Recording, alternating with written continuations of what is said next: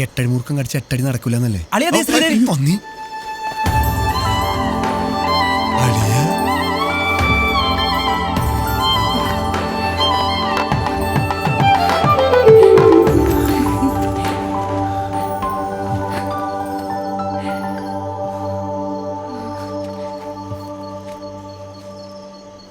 ചെറുവള്ളിയിലെ പണവും പ്രതാപവും ഇല്ലെങ്കിലും സ്വന്തം പെണ്ണിനെ പോറ്റാനുള്ള ചങ്കുറപ്പുണ്ട്. എന്നെ പോറ്റാനുള്ള പണം ഇതിനകത്തുണ്ടല്ലോ അല്ലേ? എപ്പോഴും തമാശ. വാ.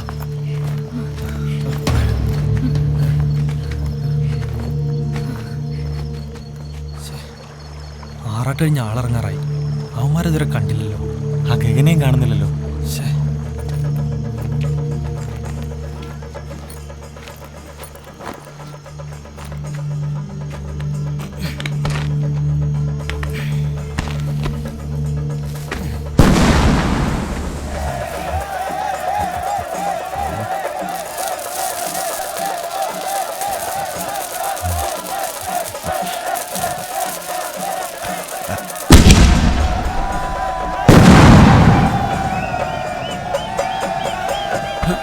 കടത്തിവിട് കടത്തിവിട്.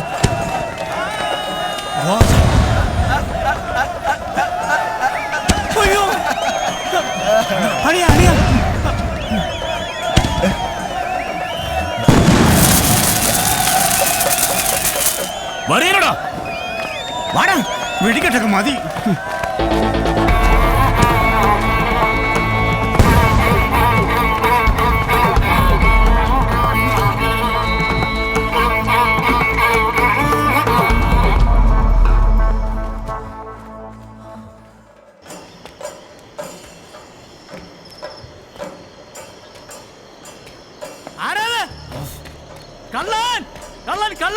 എന്താ നാരേട്ടാ?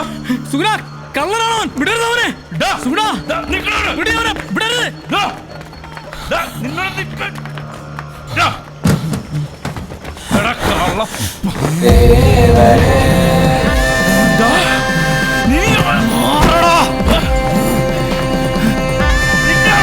കരക്കാരൻ മൊത്തം പറ്റിച്ചാണോ വെച്ചേക്കുന്നവനാ?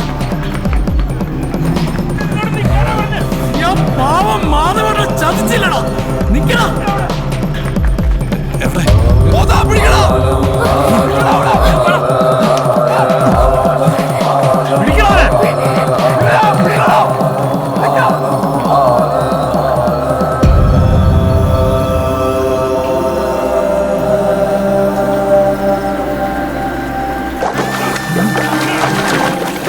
എറിഞ്ഞെടു സൂണ.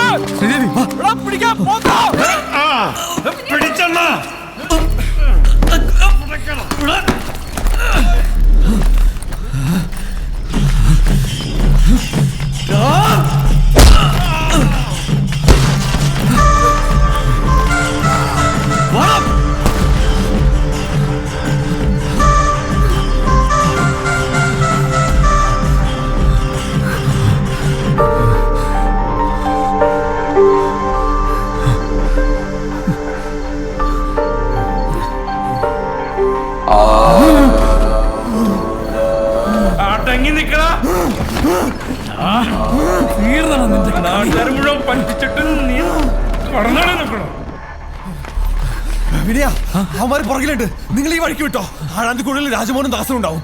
ഇവന്മാരെ കാര്യം ഞങ്ങൾ നോക്കിക്കോളാം. നിങ്ങൾ പൊക്കോ പൊക്കോ.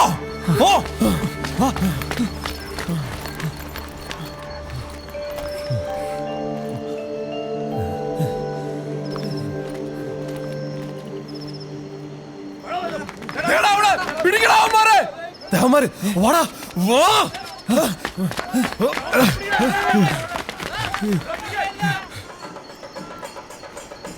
സർപ്പക്കാവിന് ഭാഗ്യം. വള്ളി മനുഷ്യൻ പേടിച്ച് ചാവുന്നുണ്ട്. എന്താടാ എടാ, ഞാൻ അങ്ങോട്ട് വരാന്നല്ല പറഞ്ഞ, പിന്നെ നീ എന്തിനാ ഇങ്ങോട്ട് ഇട്ട്? ഇങ്ങോട്ട് കെട്ടെടുത്തല്ല, അവന്മാര് പുറകിലുണ്ട്. എടാ ജീവൻ വേണമെങ്കിൽ ഓടണം.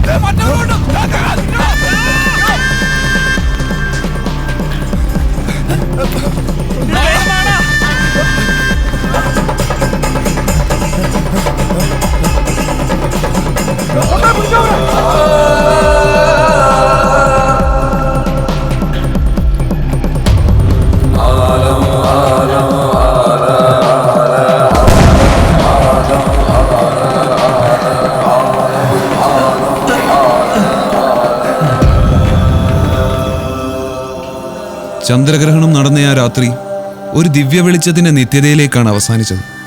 പിന്നീട് പെരുവത്തുകടവന്റെ പല തലമുറകൾ ആ ദിവ്യ വെളിച്ചത്തെ അന്വേഷിച്ചിറങ്ങി. ആ ദിവ്യ വെളിച്ചം അപ്പോഴും അജ്ഞാതമായിരുന്നു. ഉത്സവരാവുകളെല്ലാം ദിവ്യ വെളിച്ചത്തെ പ്രതീക്ഷിച്ചിരുന്നു. പക്ഷെ പിന്നീട് ഒരിക്കലും തേവരുടെ മണ്ണിൽ ആ വെളിച്ചം പുനർജനിച്ചില്ല.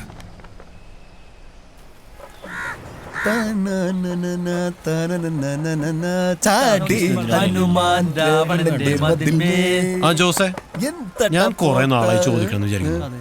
ഈ നാട്ടുകാര് മൊത്തം ദിവ്യ വെളിച്ചം എന്ന് പറയുന്നുണ്ടല്ലോ, അന്ന് രാത്രി വിനയം കണ്ടത് ശരിക്കും ദിവ്യ വെളിച്ചായിരുന്നു? ദിവ്യ വെളിച്ചാണെന്നാ? ദിവ്യ വെളിച്ചം എന്ന് പറഞ്ഞിട്ടല്ലോ, ഭയങ്കര വെളിച്ചാണ്. കണ്ണൊന്നും കാണാൻ പറ്റില്ലായിരുന്നു. അത് ചെന്നിക്കുത്തല്ലേ? ചെന്നിക്കൊന്നും തന്നിട്ടല്ല. ഈ ദിവ്യ വെളിച്ചം എന്ന് പറഞ്ഞ സാധനം ശരിക്കും ഉണ്ടോ? പിന്നെ എത്ര നാളായി? ശരിക്കും ദിവ്യ വെളിച്ചം. ഭഗവാന്റെ കാറ്.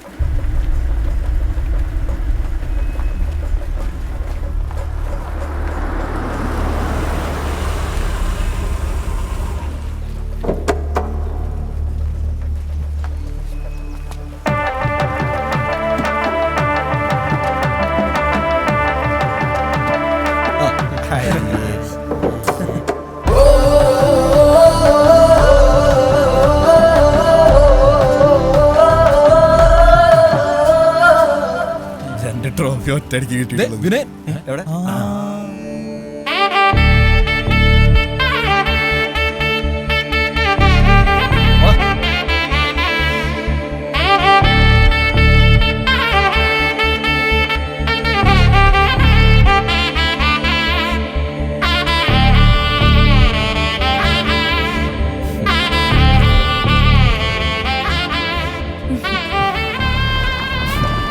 ബജറംഗ് ബിജു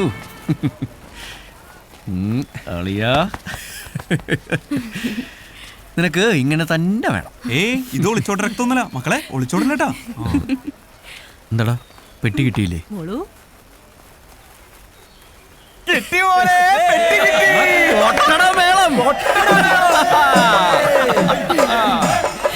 ദിവ്യ വെളിച്ചം കണ്ട മഹാനെ.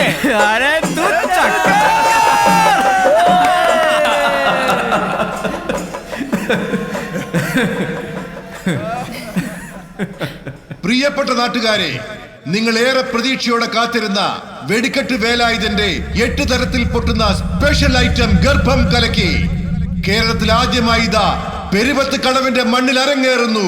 നിങ്ങളെ അത്ഭുതത്തിലാഴ്ത്തുവാൻ വെടിക്കെട്ട് വേലായുധന്റെ ഏറ്റവും ആകർഷണീയമായ വെടിക്കെട്ട് നമ്പർ 8 തരത്തിൽ പൊട്ടുന്ന ഗർഭം കലക്കി. പ്രത്യേക അറിയിപ്പ്: പൂരപ്പറമ്പിലുള്ള ഗർഭിണികൾ, കുട്ടികൾ, മനക്കെട്ടിയില്ലാത്തവർ ദയവായി പൂരപ്പറമ്പിൽ നിന്നും മാറി നിൽക്കണമെന്ന് വിനീതമായി അപേക്ഷിക്കുന്നു.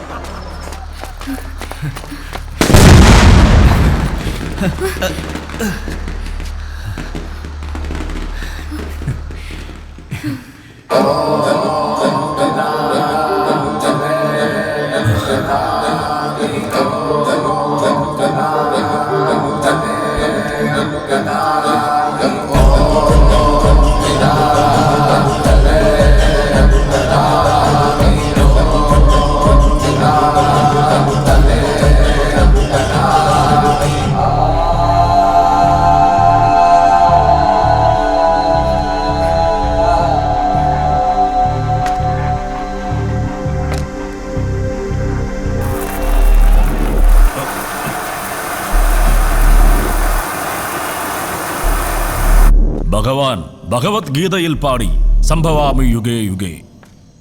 പക്ഷേ നിന്റെ കാര്യം ഈ ഭഗവാൻ തീരുമാനിക്കും.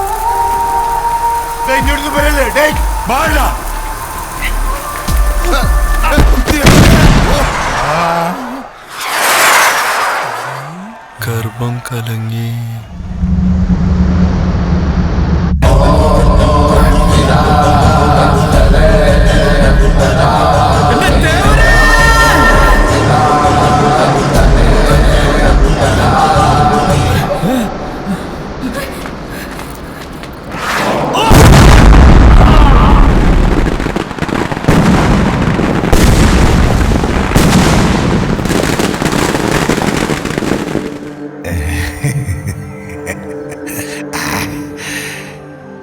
ഇതൊക്കെ എന്ത്?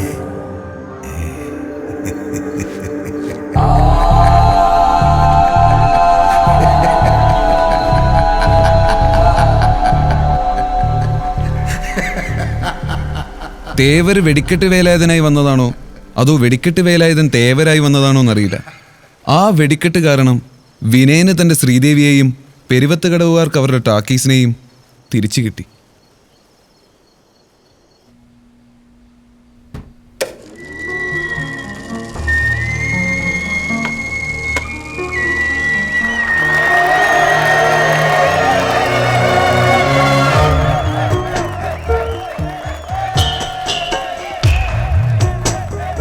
ഒരു രാജമല്ലി വിടരുന്ന പോലെ ഇതളെഴുതി മുന്നിലൊരു മുഖം.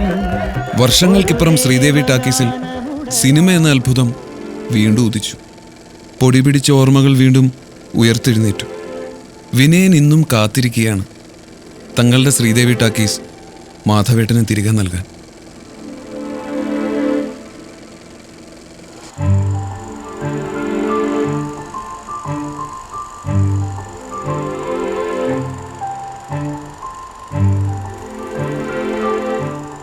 ലോകചരിത്രത്തിൽ സിനിമയുടെ പ്രാധാന്യം അറിഞ്ഞിട്ടൊന്നുമല്ല മാധവൻ സിനിമയെ സ്നേഹിച്ചത്.